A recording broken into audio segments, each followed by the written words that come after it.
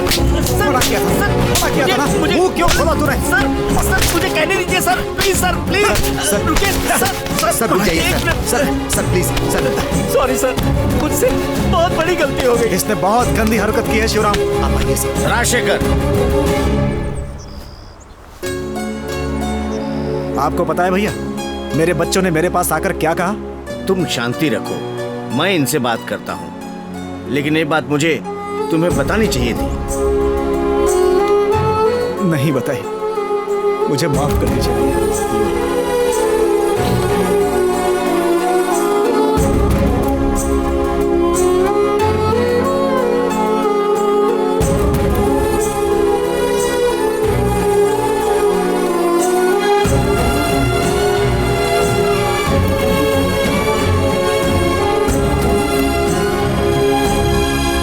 10-15 साल पहले की बात है। गर्मियों का दिन था। अप्रैल महीने की 12 तारीख थी। उस समय मैं एमएलए था। रात के करीब 2 बजे के आसपास पार्टी से मीटिंग करके घर वापस आ रहा था। तभी सीआई साजन का फ़ोन आया। उसके बाद मैं तुरंत डॉक्टर सेबेस्टियन के क्लिनिक में भाग करके गया। क्या हुआ साजन? हाँ, सर रॉबरी से रिलेटेड एक आदमी पर मुझे शक था जिसे मैं फॉलो कर रहा था। हाँ, लेकिन वो गायब हो गया। हाँ। जब मैं वापस आ रहा था तभी झाड़ियों के पीछे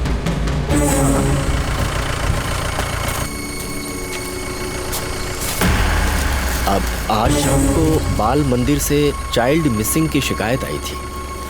वेकेशन क्लास में गई हुई एक लड़की थी। मैंने बुक पर नाम देखा तो वही थी, सरस्वती। लड़की का नाम क्या बताया? सरस्वती। सरस्वती? पिछले हफ्ते ही तो स्कूल में जाकर उस लड़की को पुरस्कार देकर आया था। बहुत ब्रिलियंट है वो तो। बिल्कुल वही सर। बेहोश होने से पहले मैंने उससे पूछा था, लेकिन वो कुछ नहीं बता पाई। 3 लोग थे सर। सड़क से उसे उठा लिया था और फिर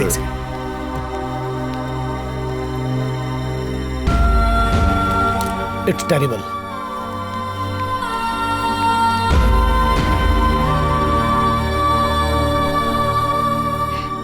बेटी सरस्वती, मुझे कुछ मत करना, कुछ मत करना।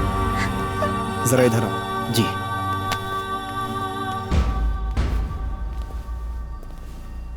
उन लोगों को पकड़ सकते हो क्या? कोशिश करता हूँ सर, पर हमारे पास कोई क्लू नहीं है। अब तक तो वो लोग बहुत दूर निकल चुके होंगे। हाँ, अपनी तरफ से कोशिश करो। अभी केस मत करना। उस बच्ची का कोई नहीं था। वो अनाथालय में बढ़ रही थी। उस बच्ची के लिए मेरे मन में प्यार और स्नेह पैदा हो गया था। रोज मैं उस बच्ची से क्लिनिक में जाकर उसे मिलता था। जब मुझे पता चला कि अपराधियों को पकड़ने का अब कोई रास्ता नहीं है, तो मैंने साजन से इस केस को दबा देने के लिए कहा। साजन और डॉक्टर दोनों मेरे साथ थे और मेरी हेल्प कर रहे थे। मैं उस बच्ची को अपनी बेटी बनाकर अपने घर ले आया। लोगों के बीच और पत्रकारों के लिए इसे मैं चर्चा का विषय बिल्कुल नहीं बनाना चाहता था, क्योंकि इससे कुछ हासिल नहीं होता। इस बात में भलाई यही थी कि इस केस के बारे में किसी को कुछ पता ना चले। उस बच्ची का बचपन उससे छीन चुका था। मैंने उसे जीवन जीने के लिए बहुत प्रोत्साहित किया। धीरे धीरे वो सब कुछ भूल गई थी। मैंने उसे भरोसा दिलाया कि किसी को कुछ पता नहीं चलेगा। और साजन ने मुझसे वादा किया था कि वो ये बात कभी किसी से नहीं कहेगा, लेकिन आज उसने अपना वादा तोड़ दिया। मेरे बच्चों ने मुझे धमकी दी है। गर्भगृह खोलने के लिए मैंने जो स्टे मांगा था उसे हटाने के लिए, नहीं तो सालों पहले इस लड़की के साथ जो बलात्कार हुआ था उस पर केस करके उसे लोगों के सामने लाएंगे। स्टे के बारे में मैं अपना फैसला बदल दूं, इसके लिए उन लोगों ने मुझे सिर्फ कल तक का समय दिया है। सरस्वती बहुत दुखी है। मैं उसे समझा नहीं पा रहा हूं। वो बिल्कुल चुप है। मैंने बोला था ना, कहीं मुझे पहले ही कुछ हो गया तो कुछ नहीं।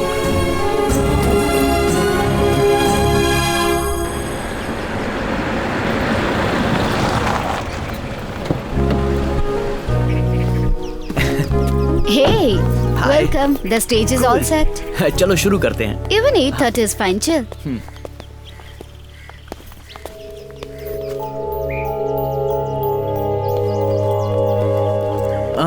I remember you. मैंने आपको न्यू ईयर के वक्त गोवा में It was you.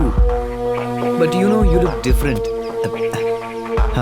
हाँ, it was me. Hey man, उस दिन के प्रोग्राम के बाद मैंने आपको कहाँ नहीं ढूंढा।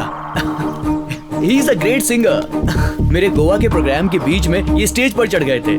क्या धमाल मचाया। It was awesome. आप यहाँ कैसे? I am on job here. And you are mister आपने प्रोग्राम में नाम तो बताया था लेकिन मैं भूल गया। शिवराम। नहीं, शिवराम नहीं, I think something else. Shivram ही है। May be you got it wrong. Okay, Shivram. Leave it. You have to join me tonight. हम दोनों मिल गए तो we will rock the stage. No Shivram, it's a deal. You are a singer too? Great. Looking forward to the show. Cool. See you on the stage. Okay. Come Govind, इस हाँ, तरफ। चलते हैं। सामान बाद में आ जाएगा। Okay.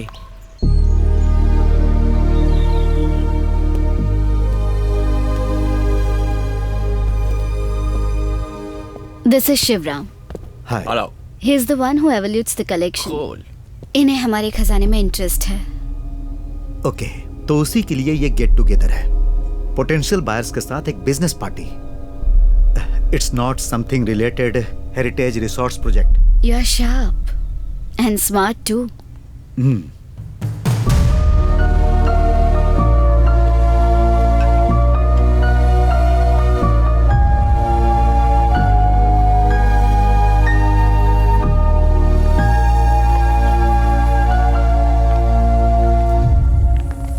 शाम के फंक्शन के लिए आप लोग गेस्ट का स्वागत करने के लिए तैयार हैं, ये बात मैं अच्छी तरह जानती हूँ। यहाँ मैं आप लोगों से कुछ बात करने आई हूँ, अपना फैसला सुनाने आई हूँ।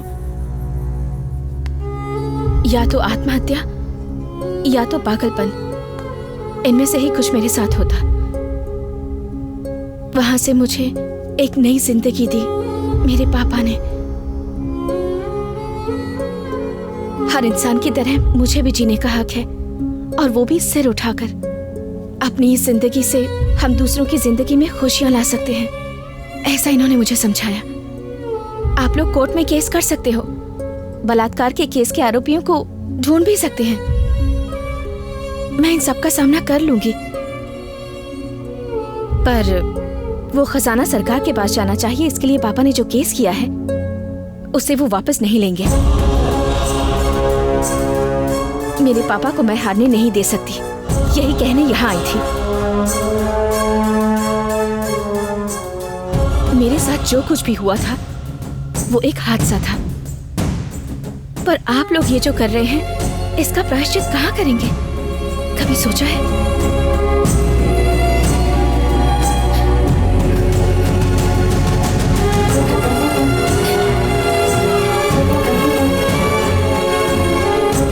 सब लोगों ने देखा ना, ये है मेरी बेटी, इकलौती बेटी।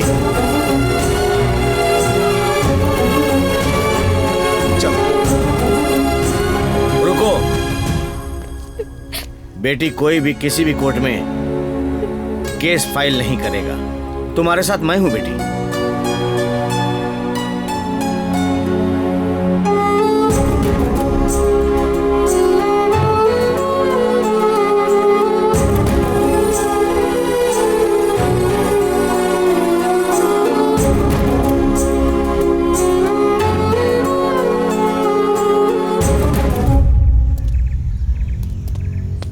जो कुछ हुआ उसके लिए क्षमा चाहता हूँ शिवराम जी, और दिल से प्रायश्चित करना चाहता हूँ। वर्मा सर पर हुए अटैक को मैंने सुलझाने की कोशिश की, किसी को भी इन्वॉल्व किए बिना। मैंने उस आदमी का पता लगा लिया है।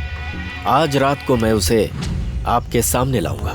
तुम अकेले मत जाना, इट्स डेंजरस। डरिए मत शिवराम जी, मैंने एक प्लान बनाया है। वैसे मैं एक बात कहना चाहता हूँ, पहले मुझे आपके ऊपर भी शक था, लेकिन अभी कुछ नहीं, ऑल क्लियर। कल हम राजशेखर सर को एक अच्छी न्यूज दे सकते हैं। एक तरफ चल रही होगी पार्टी और दूसरी तरफ चलेगा मेरा क्रूशल ऑपरेशन।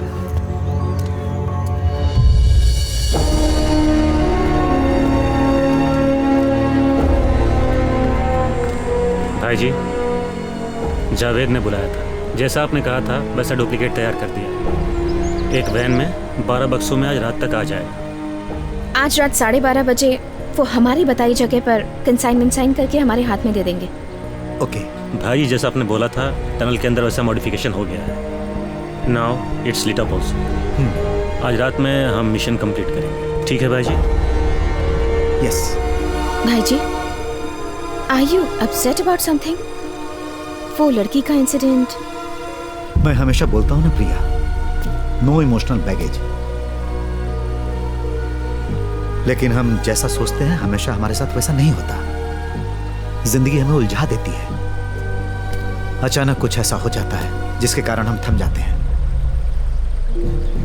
तुम्हें पता है केरला में कितने सालों के बाद आया हूं? 15 साल। भाई जी आपने ही तो कहा था। यस, 15 साल के बाद तमिलनाडु बॉर्डर के एक बैंक में मैंने ब्रेकिंग किया। उस समय मैं अकेला था। पता नहीं कैसे मुझे ट्रेस करके पुलिस मुझे फॉलो कर लिया।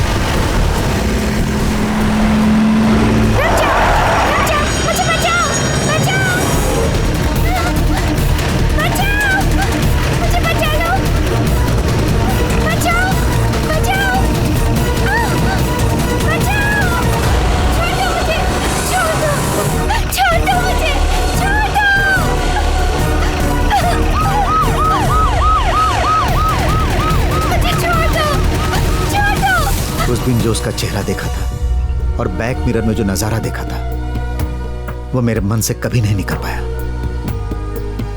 मैंने कई रातें बिना सोए हुए गुजारी हैं। उस दिन जब उसे फिर देखा तो मेरे अंदर की आग जलने लगी। उस दिन जो कुछ भी हुआ था वो नजारा मेरी आंखों के सामने आ गया। Now it's my emotional baggage. अंधेरे में उसने मेरा चेहरा नहीं देखा होगा और उसी दिन से आज तक मैं अंधेरे में ही हूं, एक नया चेहरा लेकर।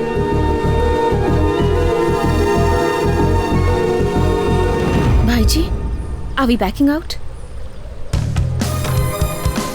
No, a job is always a job.